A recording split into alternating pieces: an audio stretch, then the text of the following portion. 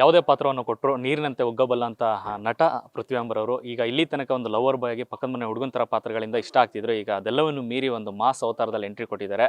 ಈಗ ಲುಕ್ ನಮ್ಮ ಹಿಂದ್ಗಡೆನೇ ಇದೆ. ಕೊತ್ತಲವಾಡಿ ಸಿನಿಮಾದ ಒಂದು ಅದ್ಭುತವಾದ ಒಂದು ಪಾತ್ರ, ರೆಬಲ್ ಪಾತ್ರದ ಮೂಲಕ ಬರ್ತಾ ಇದ್ದಾರೆ.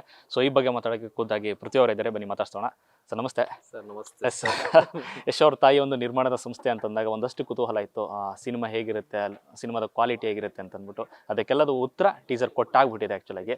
ಸೊ ಈ ಒಂದು ಪಾರ್ಟ್ ಅಂದರೆ ಅವರ ಒಂದು ಚೊಚ್ಚಲ ನಿರ್ಮಾಣದಲ್ಲಿ ನೀವಿರುವಂಥದ್ದು ಎಷ್ಟು ಖುಷಿ ಕೊಟ್ಟಿದೆ?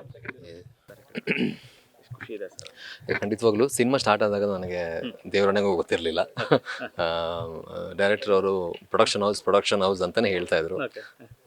ಇದ್ದಾರೆ ಪ್ರೊಡಕ್ಷನ್ ಹೌಸ್ ಅವರು, ನಿಮಗೆ ಒಂದು ದೊಡ್ಡ ಸರ್ಪ್ರೈಸ್ ಅಂತಲೇ ಹೇಳ್ತಾ ಇದ್ರು.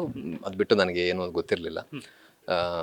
ಯೂಶ್ವಲಿ ಸಿನಿಮಾ ಮಾಡಿದಾಗೆ ನಾವು ಫುಲ್ಲೆಸ್ಟ್ ಎಕ್ಸ್ಟೆಂಡಲ್ಲಿ ನಾವು ಎಫರ್ಟ್ ಹಾಕಿ ಮಾಡಿದ್ವಿ. ಆ್ಯಂಡ್ ನನಗೆ ಎಸ್ಪೆಷಲಿ ನೀವು ಹೇಳಿದಾಗೆ ಕಂಟೆಂಟ್ ಓರಿಯೆಂಟೆಡ್ ಸಿನಿಮಾಗಳು ಮಾಡ್ತಾ ಇದ್ದಿದ್ದರಿಂದ ಒಂದು ಆ್ಯಕ್ಷನ್ ಅಥವಾ ಮಾಸ್ ಅಪೀಲ್ ಇರುವಂಥ ಸಿನಿಮಾ ಮೊದಲನೇ ಬಾರಿಗೆ ಮಾಡ್ತಾ ಇರೋದು. ಹಾಗಾಗಿ ಬಹಳ ಒಂದು ಅಂದರೆ ತುಂಬ ಒಂದು ಆಸೆ ಇತ್ತು. ಆ್ಯಂಡ್ ತುಂಬ ಒಂದು ರೀತಿ ಹೇಗೆ ಬರುತ್ತೆ ಅನ್ನೋ ಒಂದು ಕ್ಯೂರಿಯಾಸಿಟಿ ಇತ್ತು ನನಗೆ. ಸೊ ಹಾಗಾಗಿ ಏನೆಲ್ಲ ಪ್ರಿಪ್ರೇಷನ್ ಬೇಕು ಅದೆಲ್ಲ ತುಂಬ ಮಾಡಿದ್ದೆ. ಸಿನಿಮಾ ಚೆನ್ನಾಗಾಯಿತು. ಒಂದೇ ಸ್ಟ್ರೆಚ್ಚಲ್ಲಿ ಅಂದರೆ ಆ್ಯಕ್ಷನ್ ವಿಚಾರದಲ್ಲಾಗಿರಲಿ, ಕಂಟೆಂಟ್ ವಿಚಾರದಲ್ಲಾಗಿರಲಿ ಅದ್ಭುತವಾದ actors, Gopal sir, Rajesh sir, Mansi ma'am, Raghuramanakoppa sir ಎಲ್ಲ ಅದ್ಭುತವಾಗಿ ಪರ್ಫಾರ್ಮ್ ಮಾಡಿದ್ರು. ಎಲ್ಲನೂ ಚೆನ್ನಾಗಾಗಿ ಇನ್ನೇನು ಪ್ರಮೋಷನ್ ಶುರು ಮಾಡಬೇಕು ಅನ್ನೋ ಟೈಮಲ್ಲಿ ನಮ್ಮ ನಿರ್ದೇಶಕರು ಕರ್ಕೊಂಡು ಹೋಗಿ ಇವರೇ ಪ್ರೊಡಕ್ಷನ್ ಹೌಸ್ ಅಂತ ತೋರಿಸಿದ್ರು. ಆಗ ಅಮ್ಮ ಅವರು ನೋಡಿ ನಾನು ನಿಜವಾಗ್ಲೂ ಶಾಕ್ ಆಗಿದ್ದೆ. ಒಂದು ಇನ್ಸಿಡೆಂಟ್ ಹೇಳಬೇಕು, ನಾನು ಸಿನಿಮಾದಲ್ಲಿ ಯೂಸ್ ಮಾಡಿರುವಂತಹ ಬೈಕು ಯಶ್ ಸರ್ ಅವರ ಮೊದಲನೇ ಬೈಕ್ ಅಂತೆ. ಅವ್ರು ಯೂಸ್ ಮಾಡಿದಂಥ ಬೈಕ್ ಅಂತೆ. ನಾನು ಯಾವಾಗಲೂ ಶೂಟ್ ಮಾಡುವಾಗ ಅದರಲ್ಲಿ ಆ್ಯಕ್ಷನ್ ಮಾಡಿದ್ದೀನಿ, ಅದರಲ್ಲಿ ಏನೇನೆಲ್ಲ ಮಾಡಿದ್ದೀನಿ. ಸೊ ಯಾವಾಗಲೂ ಡೈರೆಕ್ಟರ್ ಬಂದು ಹೇಳೋರು, ಇದು ಬೈಕು ತುಂಬ ಸ್ಪೆಷಲ್ ಸರ್, ನಿಮ್ಗೆ ಗೊತ್ತಾಗತ್ತೆ ಬೈಕು ಸ್ಪೆಷಲು, ಹಳೆ ಬೈಕು ಏನು ಸ್ಪೆಷಲು ಅಂತ ಹೇಳ್ತಾ ಇದ್ರು. ಆಮೇಲೆ ವಾಪಸ್ ನಾನು ಫಸ್ಟ್ ಟೈಮ್ ಅಮ್ಮನ ಮೀಟ್ ಮಾಡಿ ವಾಪಸ್ ಹೋಗುವಾಗ ಆ ಬೈಕ್ನಲ್ಲಿ ಪಾರ್ಕ್ ಮಾಡಿದ್ರು. ಹೋಗ್ಬಿಟ್ಟು ನಾನು ಸೆಲ್ಫಿ ತೊಗೊಂಡಿದ್ದೆ ಅದ್ರ ಜೊತೆ. ಅಂದರೆ ಅಲ್ಲಿವರೆಗೂ ನನಗೆ ಅದ್ರ ಗೊತ್ತಾಗಿಲ್ಲ. ಆಮೇಲೆ ಲಾಸ್ಟಲ್ಲಿ ಹೋಗಿ ನಾನು ಸೆಲ್ಫಿ ತೊಗೊಂಡಿದ್ದೆ.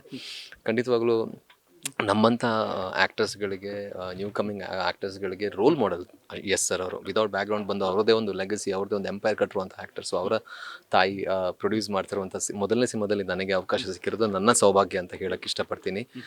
ಸಿನಿಮಾಗೆ ಏನು ಬೇಕು ಅದನ್ನು ಅದ್ಭುತವಾಗಿ ಪ್ರೊವೈಡ್ ಮಾಡಿದ್ದಾರೆ as a production house. And ತುಂಬ ಆಸೆ ಇಟ್ಕೊಂಡು, ತುಂಬ ಡ್ರೀಮ್ ಇಟ್ಕೊಂಡು ಈ ಒಂದು ಪ್ರೊಡಕ್ಷನ್ ಹೌಸನ್ನು ಸ್ಟಾರ್ಟ್ ಮಾಡಿದ್ದಾರೆ. ನನ್ನಂಥ ಭಾಳಷ್ಟು ಆ್ಯಕ್ಟರ್ಸ್ಗಳಿದ್ದಾರೆ, ಒಳ್ಳೆ ಪ್ರತಿಭೆಗಳಿದ್ದಾರೆ.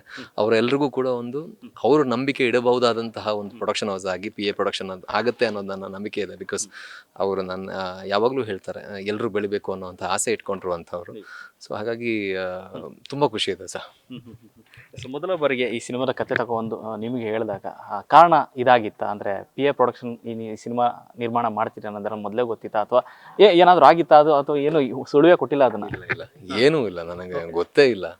ಓನ್ಲಿ ಥಿಂಗ್ ಈಸ್ ಒಂದು ಒಳ್ಳೆ ವೈಬ್ ಇತ್ತು, ಒಂದು ಪಾಸಿಟಿವ್ ವೈಬ್ ಇತ್ತು. ಸೇಯಿಂಗ್ ಏನೋ ಹೇಳೋದಲ್ಲ ಅಂದರೆ ಅವ್ರ ಕತೆ ಹೇಳಿದಾಗಲೇ ನನ್ನ ಮಗಳು ಬಂದು ಅಂದರೆ ಅವಳಿಗೆ ಇನ್ನು 2 ವರ್ಷ ಹೋಗ್ಬಿಟ್ಟು ಡೈರೆಕ್ಟರ್ಗೆ ಹಗ್ ಮಾಡ್ತಿದ್ದಾಳೆ, ಕಾಲು ಮುಗಿತಿದ್ದಾಳೆ. ನಾನು ಇದು ಏನು ಅನ್ನೋವಂಥ ಸೈನ್, ಏನೋ ಒಂದು ಪಾಸಿಟಿವ್ ಸೈನ್ ಇತ್ತು.